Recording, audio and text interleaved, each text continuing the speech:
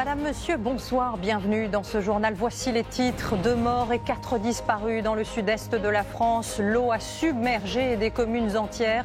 Les pompiers ont, vous le verrez, sauvé des centaines de personnes, parfois dans des conditions extrêmement périlleuses. Et alors que la décrue s'amorce lentement, les sinistrés, eux, découvrent l'ampleur des dégâts. Nous tenterons d'ailleurs de comprendre pourquoi cette région est régulièrement touchée par ces phénomènes. Sander Randézadré nous parlera aussi du découragement des habitants. À la veille des annonces du gouvernement contre les violences faites aux femmes, nous irons aussi à Dax. Là-bas, les médecins de l'hôpital prennent le temps d'écouter les victimes et cela peut tout changer. 12 milliards, c'est le nombre de tickets de caisse émis chaque année en France, mais sont-ils vraiment indispensables? Demain, les députés vont débattre pour savoir s'il faut arrêter de les imprimer. Dans ce journal également, immersion au cœur de l'ENA, une école victime de bien des clichés. Mais faut-il pour autant la supprimer comme l'envisage Emmanuel Macron? Vous ferez peut-être une opinion. Et puis nous vous inviterons aussi dans l'atelier du Père Noël, une province chinoise qui produit 40 milliards de jouets par an. La Chine qui, ironie de l'histoire, doit se battre à son tour pour rester compétitive.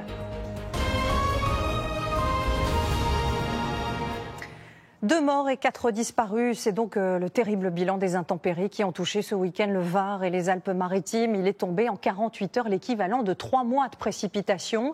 Et cette pluie, eh bien, elle a fait déborder les cours d'eau. L'Argence, par exemple, est sortie de son lit sur près d'1 kilomètre, submergeant des communes entières. Des paysages que nous avons pu survoler aujourd'hui. Marie Demarque et Nicolas Carme. Ces mobil-homes de plusieurs tonnes ont été charriés d'un bout à l'autre de la parcelle, comme s'il ne pesait rien, emporté par les flots. Et cette voiture, engloutie sous près d'1 mètre d'eau. À Roquebrune, l'Argence et ses affluents se sont déversés partout. La plupart des routes sont coupées, seuls les véhicules tout-terrain parviennent à traverser. Avec la crue, le paysage est méconnaissable. Vu du ciel, impossible de dire si sous ces masses d'eau se trouve un jardin, une cour d'école ou un parking. Cette propriété s'est transformée en îlot. Ce matériel de chantier n'a pas pu être sauvé à temps et les vignes sont quasiment toutes submergées. Quelques kilomètres plus loin, la commune du Mouy et ses 9000 habitants également frappés par la montée des eaux. Cet après-midi, le soleil est revenu mais le courant reste puissant. Ici, les infrastructures de cette base nautique ne sont plus qu'un amas de détritus. Au centre de l'image, cette zone commerciale reste fermée, son parking est toujours inondé. Ici, chacun attend la décrue pour essayer de retrouver une vie normale. Des tonnes d'eau et de boue qu'il va falloir évacuer avant le début d'un très long nettoyage et l'inventaire des dégâts. Et hier, ces crues, elles ont parfois pris la forme de torrents qui ont déferlé dans les rues. Les pompiers ont dû mettre à l'abri des centaines de personnes. Parfois, vous allez le voir, dans des conditions très dangereuses. Un bateau de sauvetage a chaviré. Les hélicoptères ont effectué près de 200 rotations.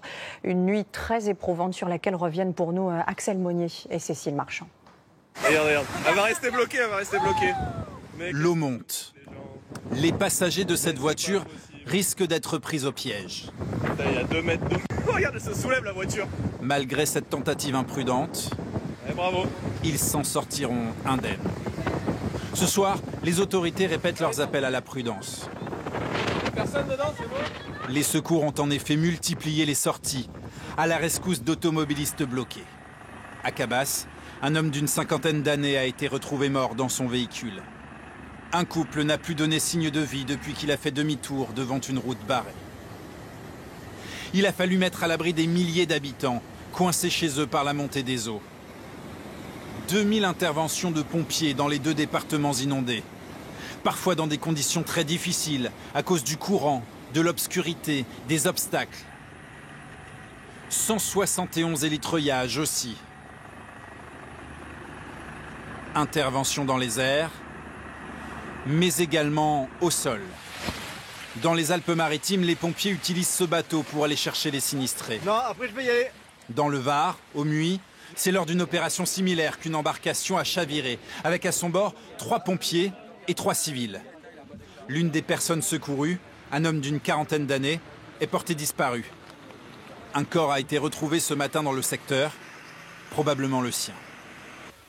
À Cagnes-sur-Mer, 30 pompiers ont extrait un homme de 78 ans de l'amas de tôles et d'arbres sous lequel il était coincé après une coulée de boue. Bien les mecs, bien. Et attention pour lever. L'homme a été hospitalisé, mais ses jours ne sont pas en danger. Autre opération spectaculaire, moins dramatique, celle menée par les pompiers spécialisés en sauvetage animalier. Voici 2 ânesses, épuisées par la nuit passée dans un champ inondé. Elles ont été prises en charge par les services vétérinaires. Et parmi les communes les plus touchées, il y a le village de Roquebrune sur Argence. Il a été coupé du monde pendant plus de 24 heures. Une route vient d'être dégagée ce soir, mais les habitants, là aussi, ont eu très peur. Notre équipe elle-même a été bloquée. Regardez le reportage tourné aux côtés des sinistrés d'Anouchka Flieler et Christine Guérard. Dans le village toujours entouré d'eau, les rares éclaircies permettent enfin aux familles de mettre le nez dehors. Et les écoles, on a reçu un message, c'est fermé jusqu'à mardi. C'est bien parce que demain, j'avais pas forcément envie de travailler. Mais l'isolement du village inquiète les parents. Le petit est tombé malade vendredi, donc c'est un peu compliqué pour le soigner. Donc là, il commence à avoir du mal à respirer, je vais l'emmener voir les pompiers. Le week-end a été très éprouvant pour tout le monde. Eric a eu la peur de sa vie. Il a dû être élitreillé hier soir. 2 heures d'attente sur le capot d'une voiture, voilà quoi. En fait, c'est le contre-coup qui est le plus dur.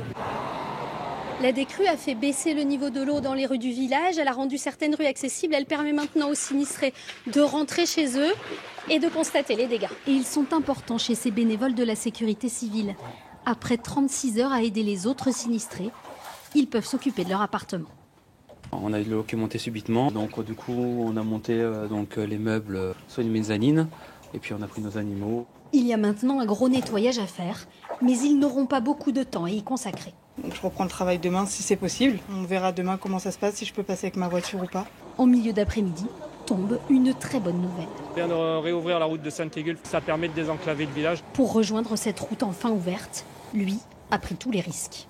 Ma voiture a été emportée par les flots et comme demain il faut que j'aille à la fac, j'ai pris mon kayak et j'ai rejoint Roquebrune et j'attends ici pour prendre un covoiturage. Il faudra des jours pour que l'eau ici se résorbe tout à fait. Le niveau du fleuve Argence ne baisse que très lentement. Et voilà donc pour le Var, je vous propose maintenant de partir dans les Alpes-Maritimes où là aussi les habitants ne sont pas prêts de se reposer. On va retrouver l'un de nos envoyés spéciaux, Sander Rendez-Adré, à Mandelieu-la-Napoule, où la journée a été très très longue, Sander.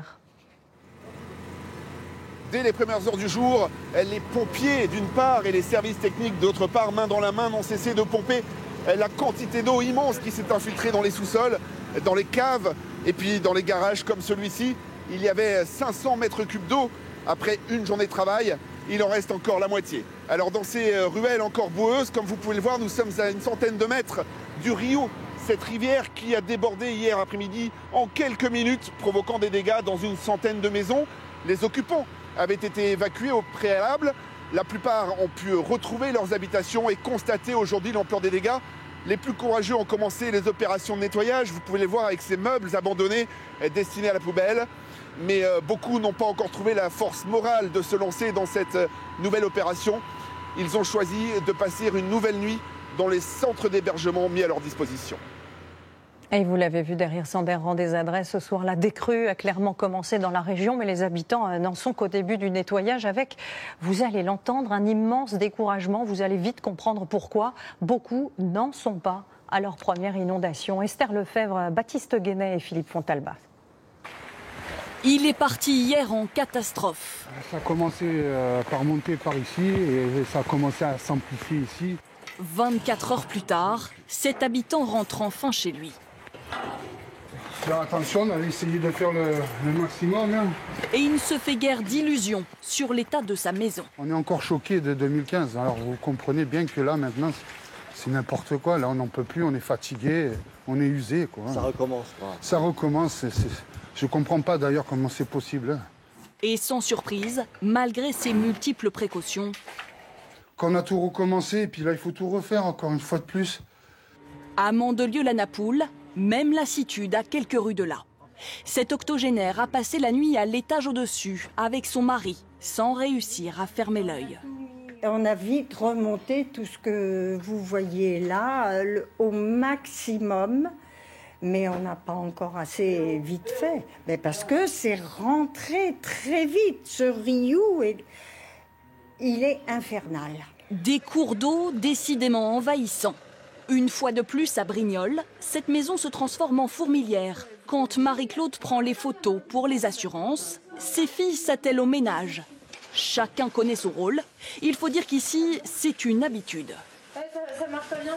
C'est la 7e fois, mais jamais autant quand même. Et donc là, mes filles ne veulent plus que je reste là. Et voilà. Un rire nerveux. Mais lui n'en a même plus la force.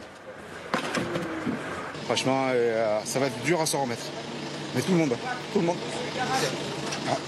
Une énième inondation liée à ce cours d'eau, le Carami. Ces berges doivent justement faire l'objet de travaux début 2020. Vous les voyez, un confortement, un élargissement et on va travailler sur une dizaine de mètres supplémentaires. Un investissement colossal pour cette commune, sans compter les dégâts de ce week-end qui lui coûteront plusieurs millions d'euros.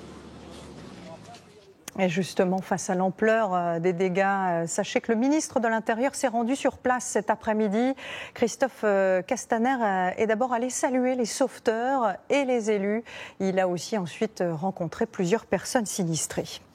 Bonsoir Louis. Bonsoir Anne-Claire. Alors on a entendu ce ras-le-bol des habitants. Comment expliquer que cette région soit régulièrement touchée par des inondations aussi dramatiques ? Eh bien pour cela Anne-Claire, je vais reconstituer devant vous la configuration géographique des lieux. Alors évidemment on se doute, du côté des Alpes-Maritimes, du Var, on a des reliefs escarpés, des reliefs qui bloquent les nuages et qui donnent des précipitations abondantes. C'était le cas depuis jeudi soir, on a eu des pluies qui n'ont pas cessé et ça a donné des quantités importantes, 250, 300 mm de pluie. Alors c'est beaucoup et en même temps ce n'est pas exceptionnel. On a eu beaucoup plus en Ardèche, on a eu 600 mm l'an dernier. Donc les quantités sont importantes, mais pas hors normes. Et pourtant, les rivières ont largement débordé. Pourquoi ? Parce que la configuration géographique a changé également en plaine. On retrouve un urbanisme qui empêche les précipitations de s'infiltrer dans les sols. Et ces pluies convergent vers les rivières qui, à ce moment-là, débordent beaucoup plus qu'il y a quelques années. Puis si on regarde la configuration géographique, on est en bord de mer. Et cette mer, elle a été démontée. Il y a eu un vent d'est qui, petit à petit, a apporté une houle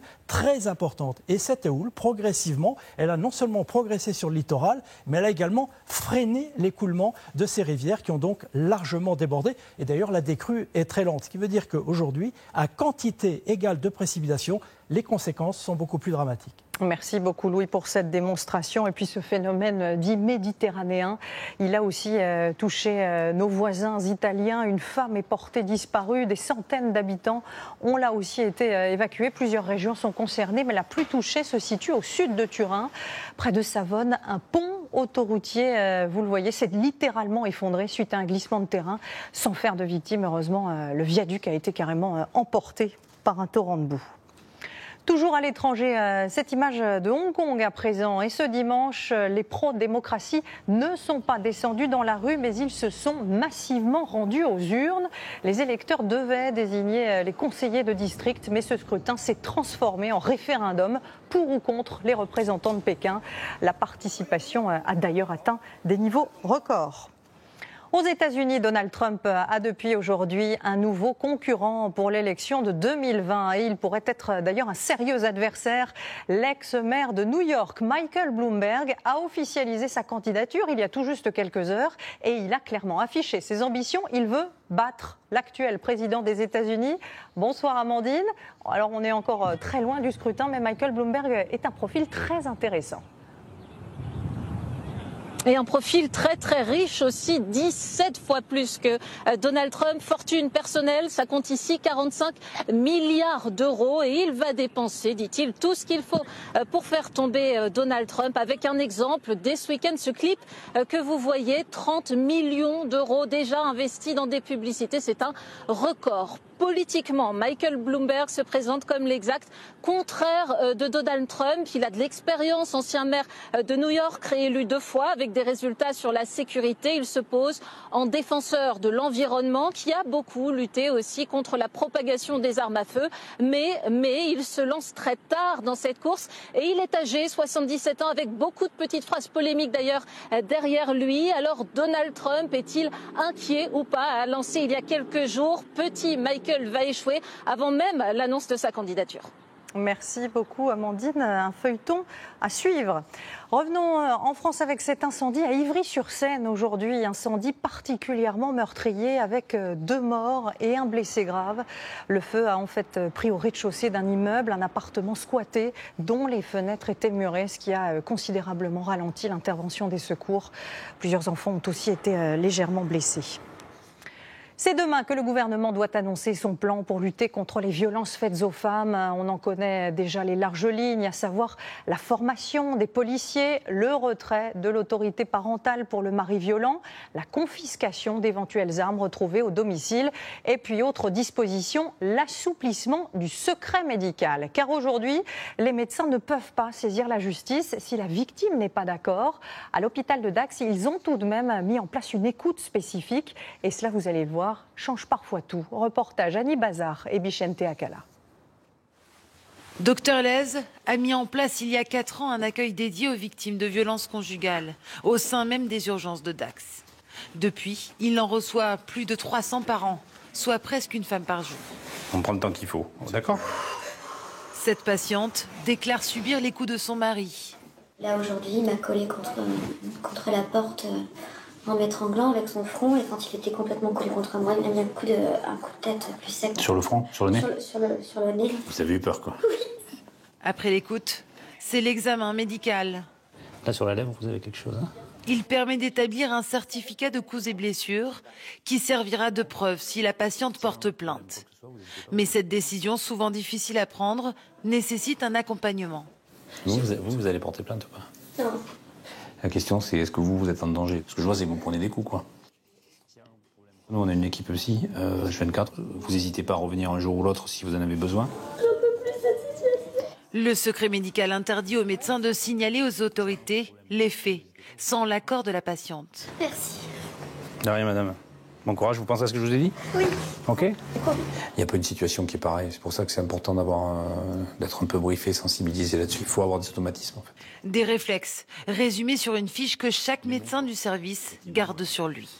Pour poser les bonnes questions, évaluer le danger, mettre à l'abri les victimes si nécessaire et les accompagner dans leur démarche, tout le personnel des urgences a dû être formé. Et ça marche. De plus en plus de femmes s'ouvrent à la parole dans notre service. Nous, ce que nous souhaiterions, c'est proposer de servir de service pilote, en fait, auprès d'autres services d'urgence en France, parce que nous voyons bien que c'est un apport très important.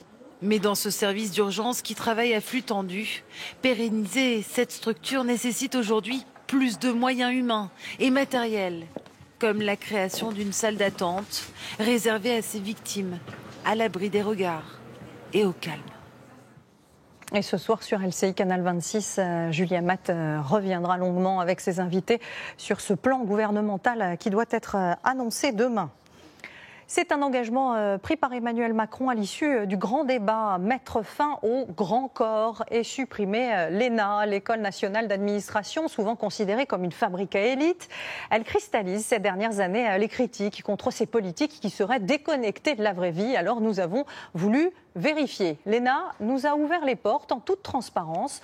L'occasion peut-être de vous faire une opinion. Arnaud Etcheverry, Frédéric Mignard et Bichente Akala. Je les imaginais en costume cravate, travaillant en amphi toute la journée comme des forcenés. Les étudiants de l'ENA font du sport plusieurs fois par semaine. C'est obligatoire et cela compte autant qu'une deuxième langue. Faut être bon, faut s'entraîner. Soulever de la fonte, faire des pompes ou encore jouer au football. C'est important avec l'année qu'on a, les examens, les cours, de se délasser un peu. La culture de la gagne, la recherche de la performance, c'est ce qui est demandé quotidiennement aux élèves de l'ENA.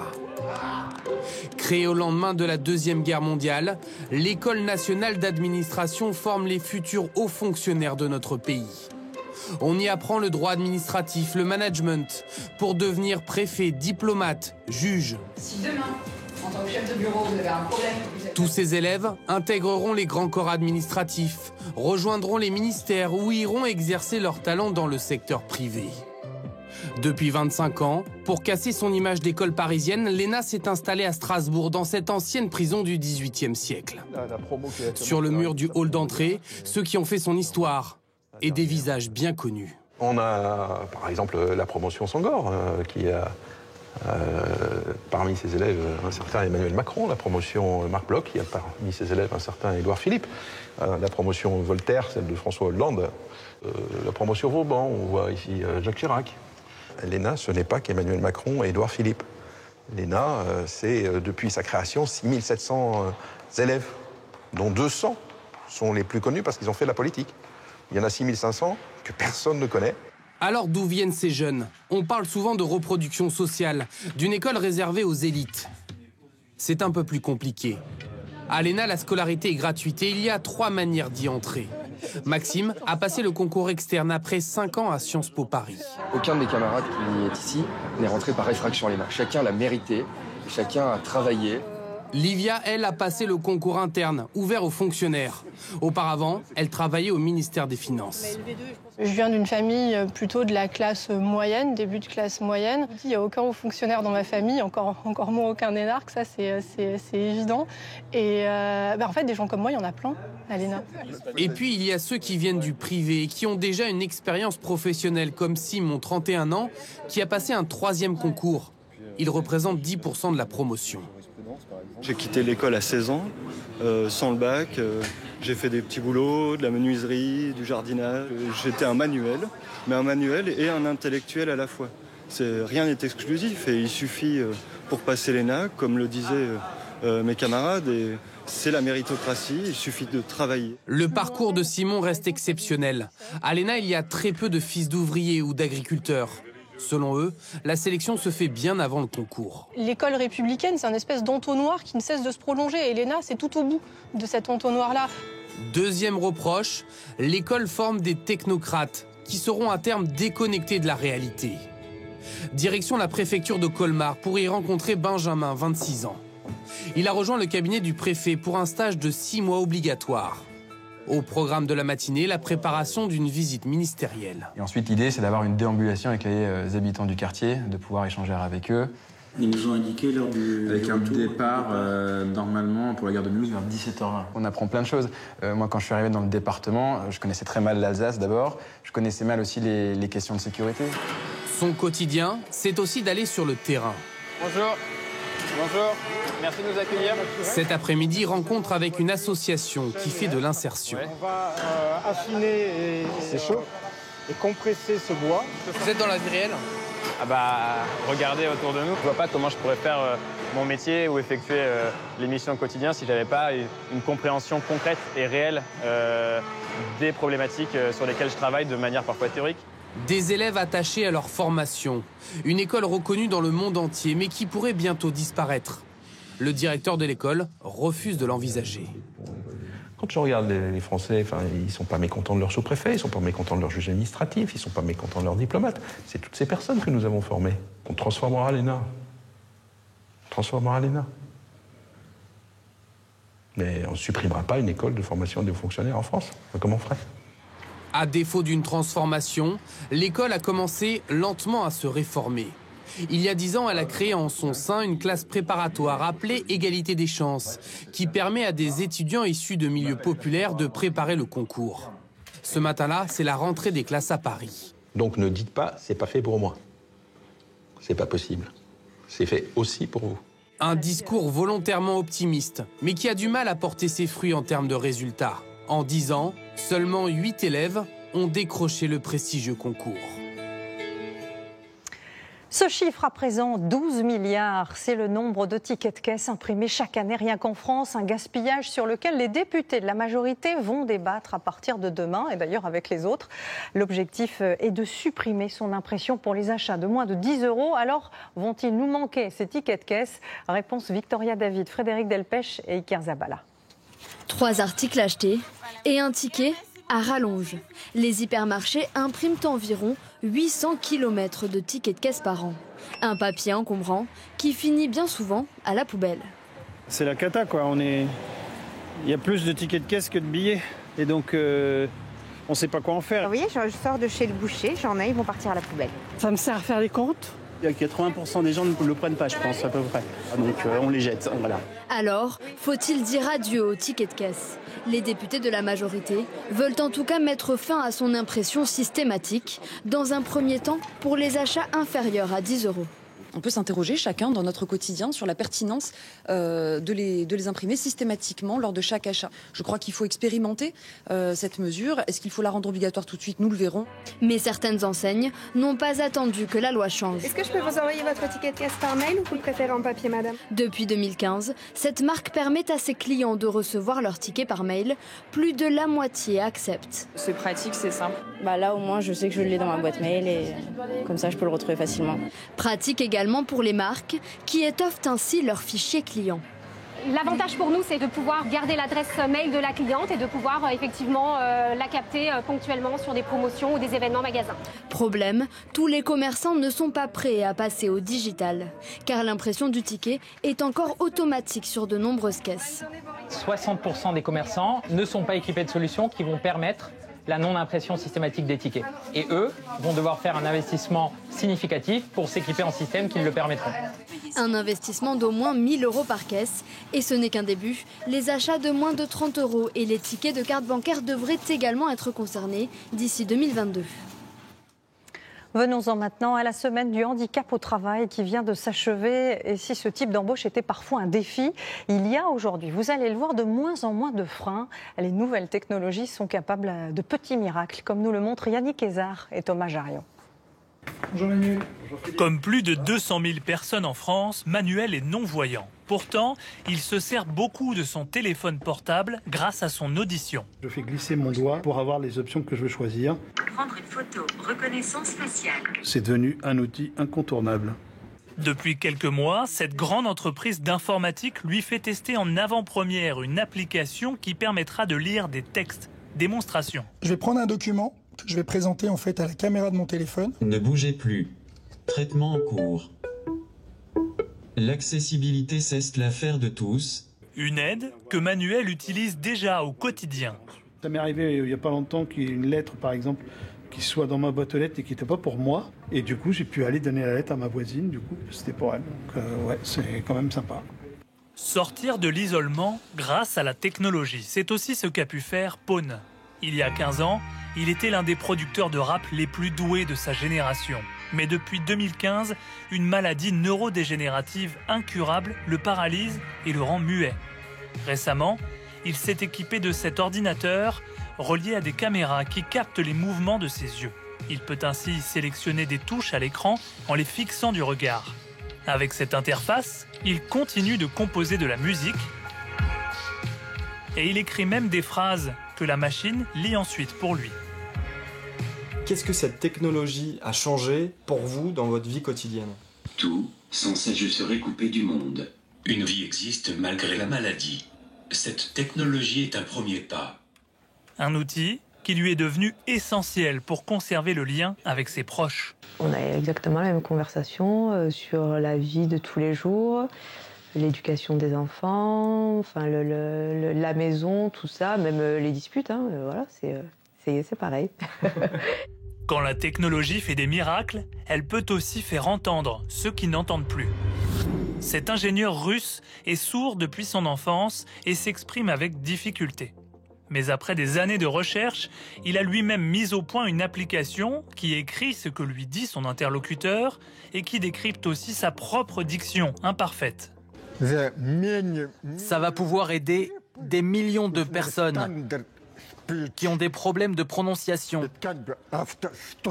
comme après un AVC, ou des personnes qui bégaient. Grâce à cette solution, il a même pu animer une conférence en public. Et comment voyager quand on est handicapé ou quand on n'en a pas les moyens? Là aussi, vous allez le voir, la technologie est très, très prometteuse. Bonsoir Yann. Bonsoir Anne-Claire. Alors, on connaît très bien les casques de réalité virtuelle, mais ce que vous allez nous présenter ce soir va beaucoup plus loin. Je vous propose de nous évader du côté du Sahara, mais pour différentes raisons. Vous n'avez pas pu accompagner vos amis ou votre famille dans ce voyage au Maroc. Et vous êtes donc bloqué chez vous dans votre canapé. Alors, les suivre à distance, ça, ce n'est pas nouveau avec votre téléphone en vidéo, mais maintenant vous allez ressentir les mêmes émotions que comment? Grâce à ces deux bracelets, un que vous portez chez vous, un autre qu'ils vont activer directement sur place. Et au moment où ils vont donc ramasser ce sable, vous aussi, vous allez sentir dans votre main ce sable chaud qui glisse entre vos doigts. Alors ça va marcher avec un bracelet, mais aussi avec un gant spécial ou encore en combinaison. Et ça devrait voir le jour dans 3 ou 4 années. Alors ça c'est pour le toucher, mais les autres sens vont aussi être comblés. Commençons par les odeurs. Direction un restaurant, vos amis ont commandé un poulet au citron. Là encore, votre bracelet, il est connecté, ce bracelet de vos amis, à ce diffuseur de parfum que vous avez un peu comme celui d'huiles essentielles. Et vous aussi, vous allez sentir ces odeurs de cumin, de citron confit ou encore de coriandre. Concernant le goût, il va falloir attendre encore un petit peu. C'est un futur un peu plus lointain. Il va surtout falloir mettre cette pastille sur votre langue. C'est elle qui va transmettre en fait les arômes et les saveurs du plat de vos amis. Et puis autre progrès de taille, Yann, c'est qu'on n'aura plus besoin de s'encombrer d'un guide de voyage. Là, nous parlons de géofencing. Avec toutes les recherches que vous avez déjà faites sur Internet, votre smartphone vous connaît par cœur en matière d'hôtel ou encore de restaurant ou encore de visites culturelles. Et au moment où vous allez vous balader en fait dans les rues de Marrakech, des informations pratiques vont vous arriver naturellement. Comme ici par exemple à 200 mètres, il y a la Koutoubia, ici une bonne adresse de thé à la menthe. Et puis la Koutoubia justement, attention, fermeture à 18h, mais oui, elle est bien gratuite l'entrée. Et vous continuez sur votre parcours Hammam Bon Marché. Et toutes ces informations en fait, elles vous arrivent directement, même plus besoin de sortir votre smartphone, elles vous arrivent sur votre bras grâce à des tissus connectés sur votre bras, mais aussi sur vos lunettes et même directement sur votre œil. Mais pour cela, il faudrait porter une lentille connectée et évidemment, ça ne va pas plaire à tout le monde. Oui, sans doute. Merci beaucoup, Yann. En tout cas, voilà quelque chose qui risque de faire l'unanimité. On vous propose ce soir une visite au Royaume des Jouets. À un mois tout juste du réveillon de Noël, je vous propose de partir en Chine, un pays qui fabrique 80% des jouets vendus dans le monde. Mais attention, cette hégémonie est peut-être aujourd'hui remise en question. Enquête, Axel Cariou et Julien Clouzot. Loin des neiges de Laponie, l'authentique atelier du Père Noël. En Chine, la province du Guangdong, une région vaste comme un tiers de la France. 4 millions de petites mains y assemblent chaque année 40 milliards de jouets. Moi, je fais toujours le même geste depuis 12 ans. Avec l'expérience, on devient efficace. Comment travaillent ces ouvriers? Comment ces usines résistent-elles à la nouvelle concurrence de l'Asie du Sud-Est? Le Vietnam et la Thaïlande essaient de nous imiter, mais on garde une longueur d'avance. Plongé au cœur de la fabrique de Noël. Près de la frontière hongkongaise, Monsieur Zhang nous montre fièrement son atelier de peluches. Des peluches comme ça, on en fabrique 600 par jour, de toute taille. On a 80 employés. Couture, tissage, rembourrage, tout se fait à la main, dans une chaleur écrasante, 35 degrés, que les ventilateurs ne parviennent pas à atténuer. Selon le patron, les machines n'auraient pas la même précision que les humains et entraîneraient trop de pertes de tissu. Lui ne peut se permettre aucun gâchis car ses marges sont réduites. Un éléphant comme celui-ci, je le revends 30 €. Là-dessus, je me dégage à peine 10% de profit. Si on augmente trop nos prix, on perd les marchés. En Europe, cet article est vendu 3 à 4 fois plus cher en magasin. Ce sont donc les transitaires et les distributeurs qui récupèrent les plus grosses parts du gâteau. Pour rester compétitive, l'usine chinoise compte sur le rendement des salariés. Ce jeune homme semble avoir une tâche très physique, mais ne se plaint pas. Ça prend du temps, mais c'est pas fatigant. Car son patron l'écoute. Un peu plus loin, nous tentons notre chance avec cette autre employée. Nous voulons savoir si elle doit respecter une cadence de production. Sourire gêné, coup d'œil vers le patron, ses mains tremblent. La question dérange. Seule une salariée accepte d'en dire un peu plus. J'ai 50 ans, je travaille 6 jours sur 7, 10 heures par jour et je touche 500 € par mois. C'est tout ce que je peux vous dire. 500 €. Vu de France, cela paraît peu. Et pourtant, en 10 ans, le salaire de ces ouvriers a triplé. En Chine, le niveau de vie augmente à une vitesse fulgurante. Un progrès, mais aussi un problème. Selon un chiffre non officiel, au moins 1 millier d'usines auraient fermé dans la région du Guangdong. Leur coût de production était devenu trop élevé. Une difficulté particulièrement criante dans les grosses entreprises, celles qui emploient beaucoup de main-d'œuvre. C'est le cas de cette fabrique de jouets en plastique. Elle emploie 1700 ouvriers. Selon leur expérience, ils touchent entre 400 et 700 € mensuels, une masse salariale qui commence à coûter cher. Le dirigeant l'avoue, il a songé à délocaliser. C'est vrai, on voulait partir au Vietnam ou en Birmanie. Là-bas, les salaires tournent autour de 150 €, mais la main-d'œuvre n'est pas assez qualifiée. Il manque des autoroutes et des ports dignes de ce nom. Ça complique les expéditions, alors on reste ici. L'usine s'accroche à la Chine, mais pour combien de temps? Car elle doit affronter une nouvelle menace. Après avoir longtemps été les maîtres de la copie, les fabricants de jouets chinois se font maintenant eux-mêmes copier par des pays à la main-d'œuvre 3 fois moins chère comme le Laos ou le Vietnam. Alors pour rester dans la course, ils n'ont pas le choix, ils doivent innover en permanence. Et pour cela, recruter des têtes pensantes. Voici notre bureau de recherche et de développement. Ici, on a 70 ingénieurs qui inventent de nouveaux produits. Ils en ont créé 50 cette année. La stratégie est claire, multiplier les nouveautés, renouveler rapidement les collections pour prendre de vitesse la concurrence et éviter de se faire plagier. En ce moment, on travaille sur ce prototype de camion poubelle, parce que la Chine se met au tri des déchets. L'ennui, c'est que le plastique se casse au niveau des roues quand le camion tombe de haut. Il faut qu'on trouve une solution. Innover et renforcer la qualité pour garder les clients. L'entreprise a ouvert son propre laboratoire de test où travaillent 7 personnes en permanence. Moi, je vérifie que toutes les pièces s'emboîtent bien et qu'il n'y a pas de problème de joint. Moi, je pèse le produit pour savoir si la densité du plastique est bonne. On s'impose des normes encore plus sévères que celles exigées par les États-Unis ou l'Europe. Ça nous permet de garder la confiance des clients. Et ça, les pays qui se contentent de fabriquer des copies à bas prix n'ont pas les moyens de le faire. Ironie du sort, après avoir provoqué la fermeture de milliers d'usines en Amérique et en Europe, la Chine doit à son tour sauver les siennes. Menacée par ses voisins asiatiques et victime des méthodes qui ont fait sa réussite, la copie industrielle et la guerre des salaires.